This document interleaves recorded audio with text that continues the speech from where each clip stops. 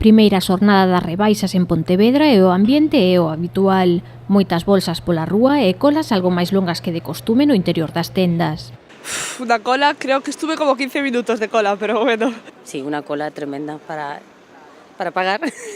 Entré a una tienda y había demasiada cola y decidí no ver nada hoy. No, ya me llegó.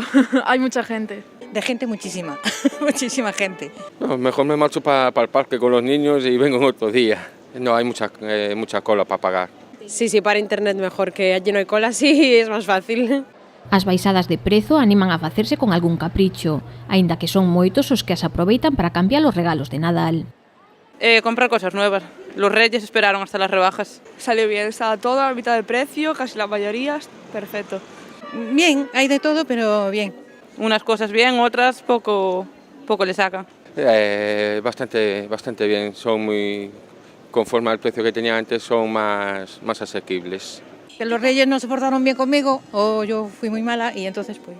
No acertaron mucho, se confundieron un poco de tallas, pero bueno, no nos podemos quejar. Vengo, miro, compro y me voy. Fue una pasada rápida y bueno, aprovechar. Como en todos os períodos de descontos, convén planificar as compras para non pasarse co gasto. Me planifico en el tema del presupuesto, sí. Si necesito compro y punto. Sí, hay que ir con control. Comprar cosas que ya tenía vistas, ya tocaba comprarlas. Ya compré mucho para Navidad, así que ahora ya no hay más gastos. A Federación Provincial de Comercio de Pontevedra considera que a pesar da liberalización das rebaixas e o comercio electrónico, as tradicionais seguen a obter a resposta da poboación e prevé un incremento dun 8% respecto do ano anterior.